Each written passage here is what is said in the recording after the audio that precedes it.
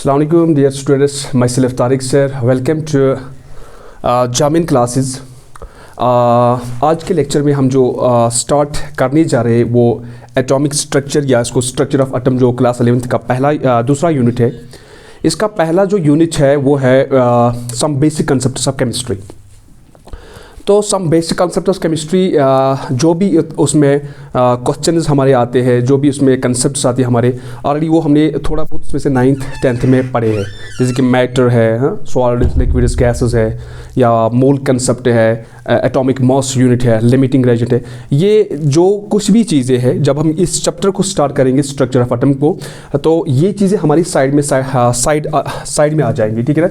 जैसे कि हम कोई न्यूमेरिकल करेंगे तो how many moles are there in 1 gram of other substance, तो वहाँ से मोल का कंसेप्ट आ गया, तो वो साइड में समझा दूंगा।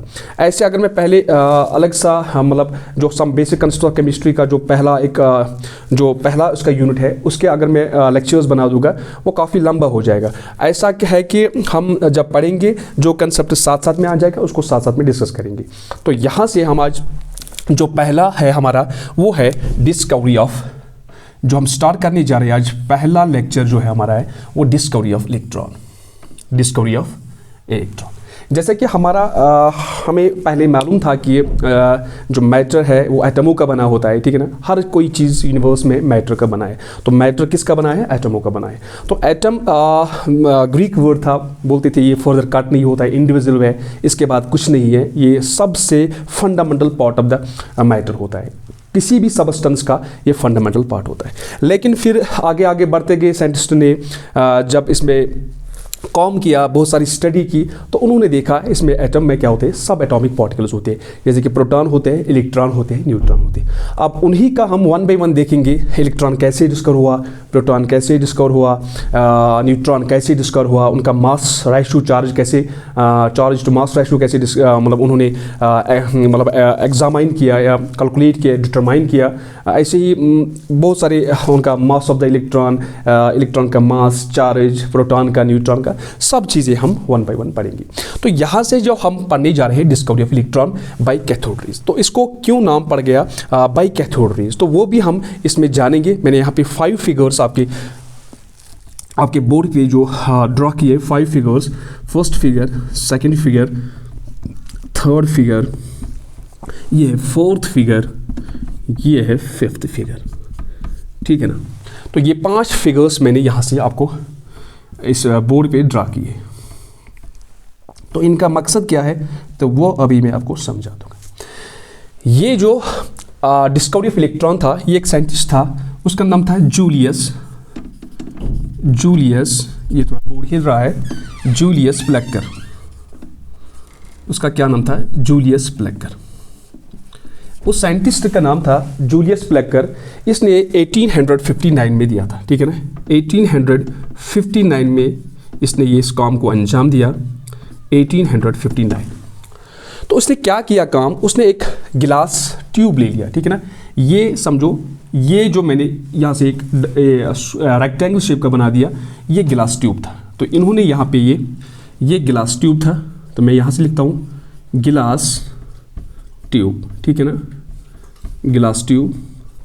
तो इस गिलास ट्यूब को इसने क्या किया काम, इस गिलास ट्यूब में इसने 2 मेटल स्ट्रिप्स लगा दी, ये वाले, फर्स्ट स्ट्रिप, सेकंड स्ट्रिप।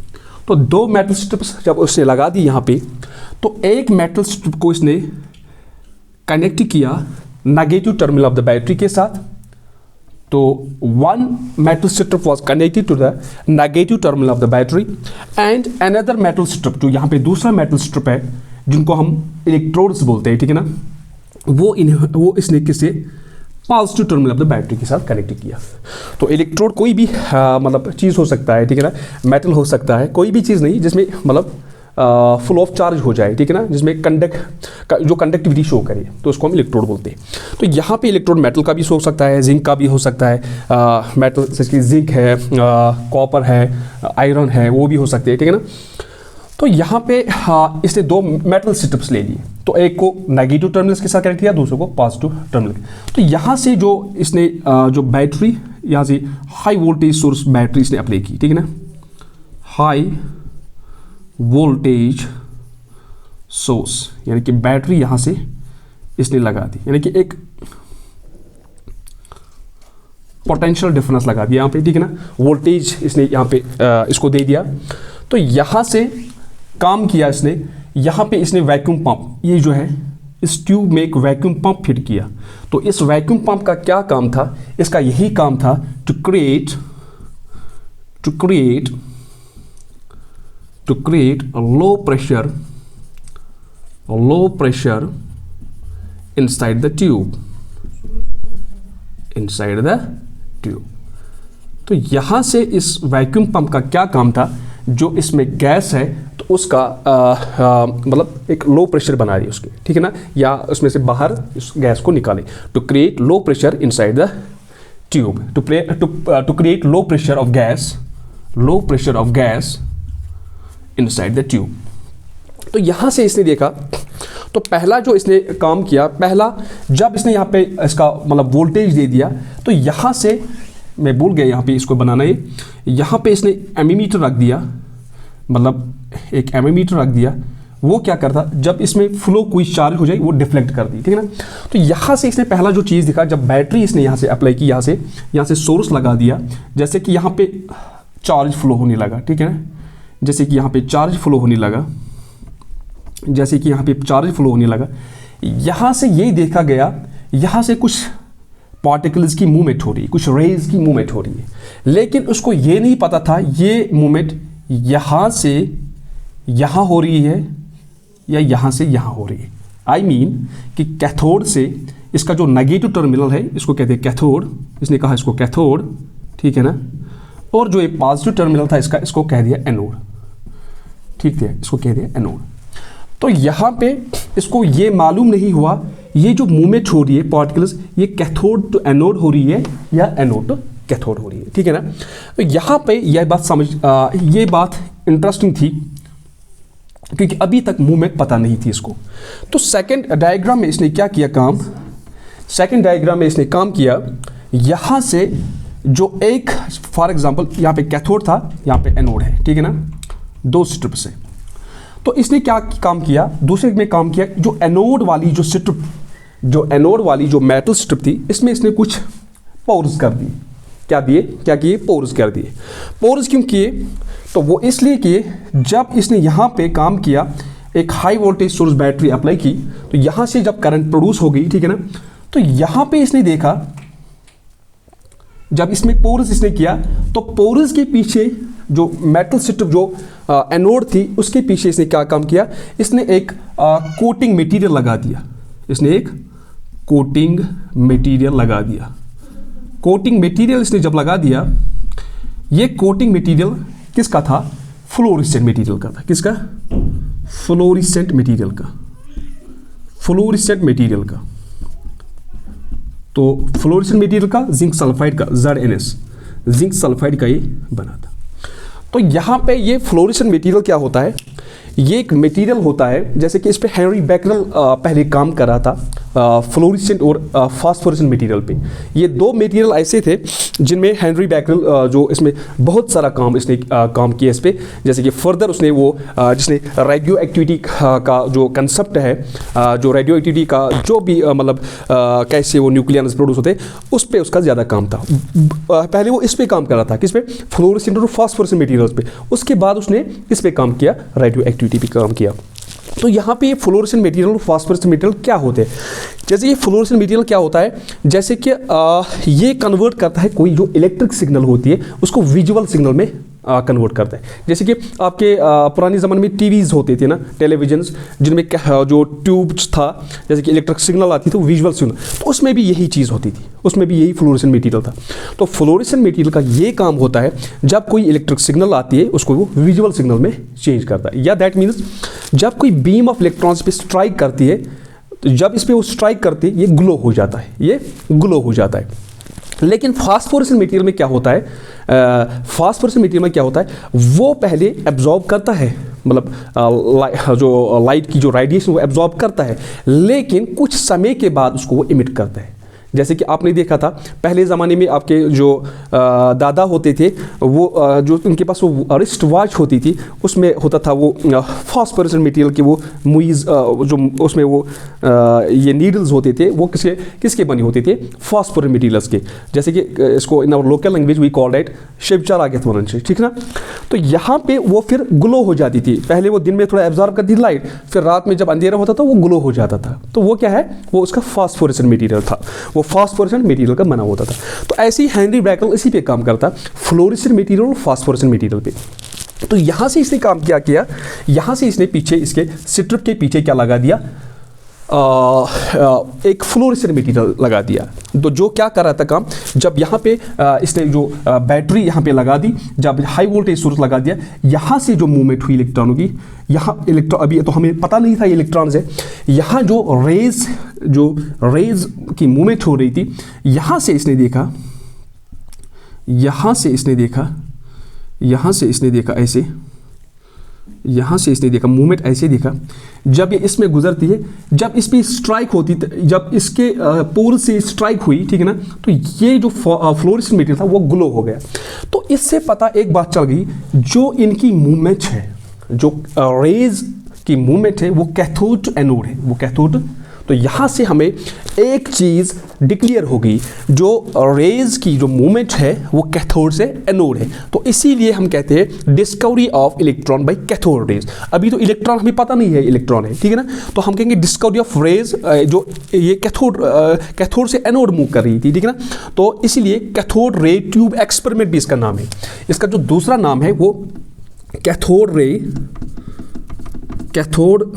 जो जूलियस प्लकर ने एक्सपेरिमेंट किया, इसका इसीलिए दूसरा नाम है कैथोड रे ट्यूब एक्सपेरिमेंट। क्या नाम है, experiment, cathode ray tube experiment, या इसका दूसरा नाम है गैस डिस्चार्ज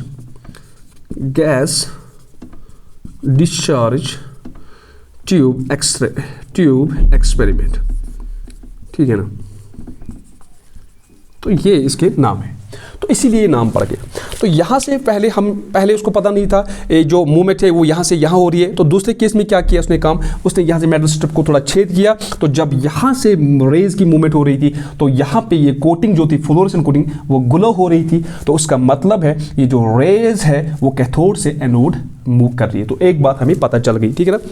नंबर सेकंड, अब इनकी देखनी थी डायरेक्शन, फॉर एग्जाम्पल ये किस पाथ में फ्लो हो रही है, ये मतलब स्ट्रेट पाथ में फ्लो हो रहे हैं, ये डिविएट हो रहे हैं, बेंड हो रहे हैं, ठीक है ना। तो ये अब उसका मालूम करना था। उन्होंने क्या काम किया सेकंड में, उन्होंने यहाँ पे एक लाइट व्हील लगा दिया, एक ऑब्जेक्ट लगा दिया, यहाँ पे लाइट व्हील पैडल लगा दिया। जब यहाँ पे मतलब सिमिलरली उसने बैटरी अप्लाई की, जब करंट दे दी, ठीक है ना, तो यहाँ से ये जो लाइट व्हील ये मूव होने लगा। ये जो ऑब्जेक्ट यहाँ पे था, इसका जो क्या था, इसका जो कास्ट था, जो शैडो था इस ऑब्जेक्ट का, जो कास्ट हुआ पीछे, वो एक्यूरेट हुआ, मतलब जिस साइज़ का ये बना था, उससे इसको पता चल गया जो ये रेज है वो स्ट्रेट पाथ में मूव कर रही थी, ठीक है ना, स्ट्रेट पाथ में। अभी ना ये डिफ्लेक्ट हो रही है, ना डिविएट हो रही है, ना बेंड हो रही है, ना किसी जगह। अभी दो चीज़ें पता चल गई, एक कैथोड से एनोड मूव कर रही है, लेकिन इन रेज का बिहेवियर अभी तक हमें पता नहीं था। इनका बिहेवियर कब हमें पता चल गया, जब हमने यहाँ पे एक फ्लोरेसेंट मटेरियल लगा दिया, तभी इन रेज का हमें बिहेवियर पता चल गया, ये कैथोड से एनोड मूव करी। नंबर सेकंड, ये स्ट्रेट पाथ में मूव करी, हमने ऑब्जेक्ट एक लगा दिया, उसका जो शैडो कास्ट हुआ पीछे वो एक्यूरेट हुआ, तो उससे हमें पता चल गया ये रेज जो हम कैथोड रेज जो मूव कर रही है कैथोड से एनोड जो मूव कर रही है, ये क्या कर रही है इन स्ट्रेट पाथ। तो उसके बाद क्या किया काम, तो यहाँ पे फर्स्ट फिगर भी हमारी जो हमने एक्सप्लेन की वो भी होगी, सेकंड भी होगी, अब थर्ड फिगर भी होगी, क्योंकि इसमें शैडो एक्यूरेट बन रहा था। तो यहाँ पे जो मूवमेंट ऑफ रेज थी वो स्ट्रेट पाथ पे मूव कर रही थी।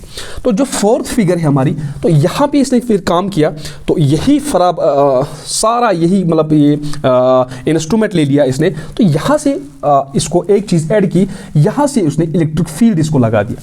जैसे कि यहाँ से रेज जो गुजरती थी, जैसे यहाँ से बीम ऑफ रेज यहाँ से गुजरती थी, यहाँ पे उसने एक इलेक्ट्रिक फील्ड लगा दिया। क्या लगा दिया, इलेक्ट्रिक फील्ड। जब उसने इलेक्ट्रिक फील्ड लगा दिया यहाँ पे, तो उसने क्या पाया यहाँ पे, उसने पाया यहाँ पे जो ये रेज थी वो यहाँ से डिफ्लेक्ट होती थी टुवर्ड्स द पॉजिटिव प्लेट।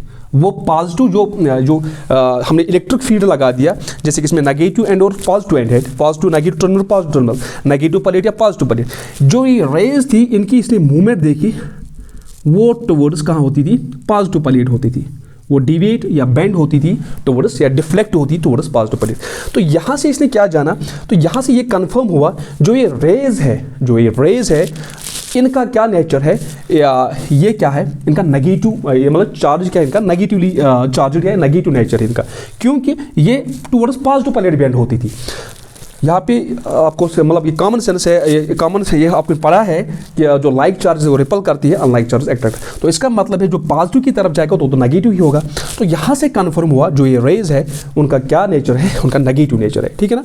तो यहाँ पे दूसरी चीज़, जब इसने इलेक्ट्रिक फील्ड को हटाया फिर इसने यहाँ पे मैग्नेटिक फील्ड लगा दिया ये, लेकिन ये मैग्नेटिक फील्ड जो इसने लगा दिया ये परपेंडिकुलर टू रेज लगा दिया, मतलब फॉर एग्जाम्पल ये रेज जा रही है इसके परपेंडिकुलर में ऐसे लगा दिया, ठीक है ना, तो ऐसे लगा दिया इसने ये।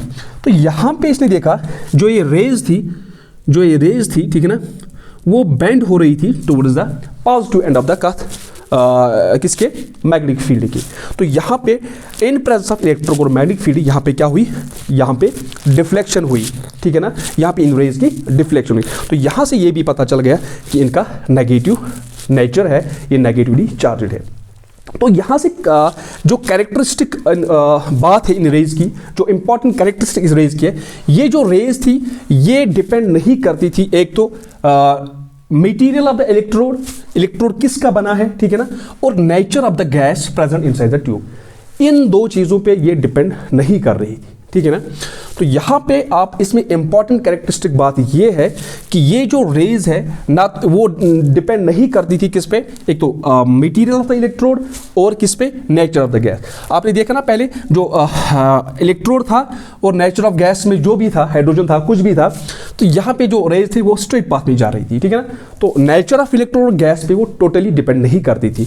तो ये एक इंपॉर्टेंट बात हो गई। तो यहाँ से कंक्लूजन हमें क्या मिल गया, कंक्लूजन हमें यही मिल गया जो ये इलेक्ट्रॉन्स, जो ये रेज है, जो कैथोड रेज है, ये क्या है, basic constituents of atom, basic constituents of atom.